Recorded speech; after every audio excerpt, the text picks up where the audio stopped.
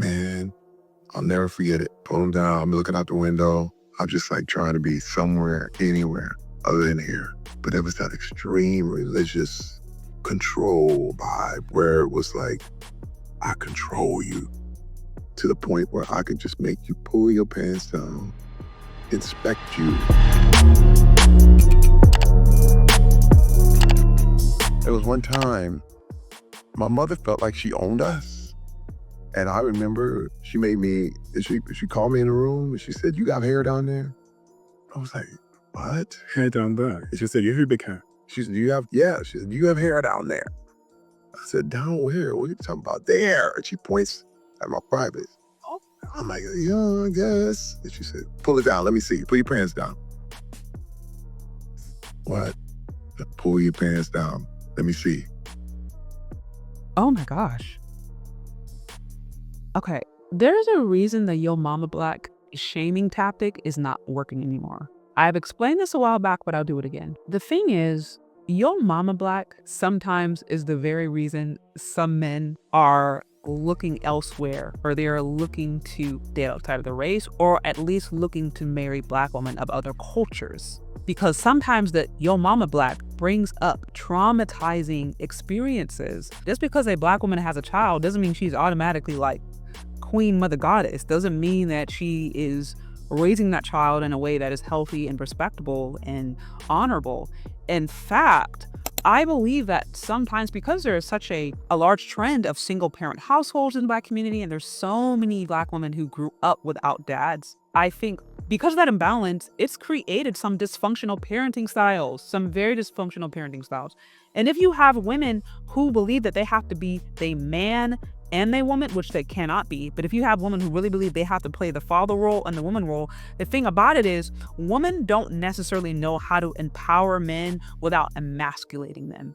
Like, there's a particular way in which men can empower other men without emasculating them. There's a particular way in which men know how to talk to each other, because they're men, they understand it. Women, like, we don't always understand those nuances of masculinity. And so sometimes I think what can happen in these instances where women want the men to know, or in this case, the mom wants the son to know that, hey, you still can't overpower me. I know you physically can overpower me, so I need to make sure that, psychologically, I'm still your mother. I need to instill that sense of fear and honor. She does it in a dysfunctional way because she doesn't understand masculinity. She's not a man. She doesn't understand what men need in order to feel empowered and respected. She doesn't know that. All she knows is I need to keep him under control. So these dysfunctional parenting styles, I think they come from multiple places, but I think one of them is you've had multiple generations of men not being there. And then you have women who feel like they have to be men and women. And then you have women who don't respect men. They think men are inherently controlling. And they think that if they don't control the man first, that man will go back and control them. And so instead of that happening, you got to strike them and you have to control them, and you have to instill fear in them as early as possible. And I think that's what's happening here. That's just my opinion. Okay, let's continue. Man, I'll never forget it. Pull them down. I'm looking out the window. I'm just like trying to be somewhere, anywhere other than here. But it was that extreme religious control vibe where it was like, I control you to the point where I could just make you pull your pants down, inspect you. And listen, I don't think it wasn't sexual in nature, but it was definitely abusive in nature. First of all, shout out to him for being able to call it for what it is. It probably took him years to come to this conclusion where he could actually say the mother that I love and respect as mom was abusive to me, right? Like, that can be a really hard thing for even today for women or men to come to terms with. So shout out to him for being able to call it what it is. That's abusive. We don't see him castigating his mom or saying anything horrible about her other than him just stating facts for what they are. That was extreme control. That was abusive. That was incredibly manipulative, and that was emasculating. And that is dysfunctional parenting. That's dysfunctional mothering. And, I have to wonder how many men this is their experience. I have to wonder how many Black men this is their experience, which is why I said the whole Yo Mama Black is not working anymore. If anything, Yo Mama Black is the very thing that is actually driving some men to seek something different because their mom traumatized them. Their dad wasn't there, so they don't really have much of a gauge. their mom traumatized them. And they have to be able to say that without them being shamed. They have to be able to express the ways in which they were abused or the way in which they themselves were mistreated and not be castigated as like, oh, well, you just hate black women. It's like, no, they're actually, maybe he's just traumatized. Like, that's a horrible thing to go through. If a woman, God forbid, imagine a scenario in which a black father called his black daughter in and said, take your shirt off, I need to see your breast. And he just stared. Like, that's abuse. That is SA. Even what he went through could be considered SA. Even if no act happened, just the very act of that exchange was inappropriate. And it was to let me know that I run this. And I've been pulling my pants up and trying to forget it for years. For years. And I confronted my mother about it.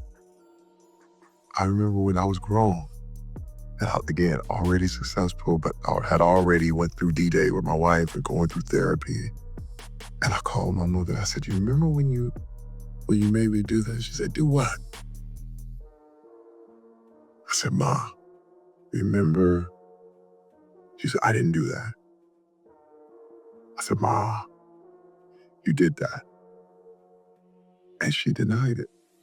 And then my sister came in and was like, why are you trying to break up family, trying to do all this stuff? And I was like, I didn't make this up. And she said, well, if it did happen, I was young and stupid, and and she just tried to excuse it and this thing, because it's too painful. It's too painful. Wow. That's a very sad story. And man, I really appreciate him opening up about that, because I unfortunately think his story is probably more common than not.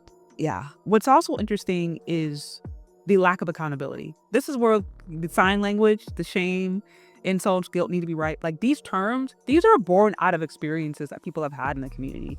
These are born out of experiences that black men and black women, by the way, have had, where they confront their moms or they confront the women in their family about abusive behavior, and they deny it, or they just literally can't accept it, or somehow it becomes your fault, or somehow like they cannot hold the responsibility of their own decisions. And this to me is what's incredibly childish and problematic about women who want to be in positions of leadership. You want to enjoy the control, you want to enjoy being in charge, but then you don't want to hold the weight of the responsibility when things go wrong.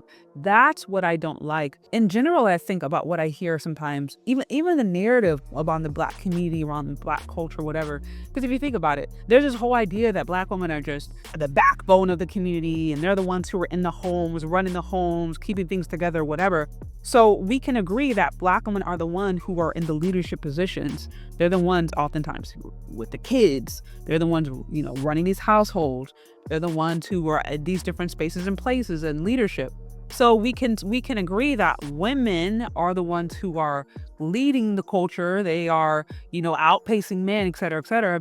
But then at the same time, when it comes to bearing responsibility for anything wrong, somehow it's all black men's fault. And to me, it's just like, no, you have to be willing to hold both. If you are in positions of leadership, if you're the ones running these households, if you're the one raising these kids, if you're the ones who say you don't need a man, if you're the ones who are in these positions, want to be in these positions, you're in these places of power, although some of that is changing post-Trump. But, you've been in these places of power, then you can't be mad when the repercussions of your decisions are called out. You have to be willing to hold that too. Leadership comes with a level of responsibility.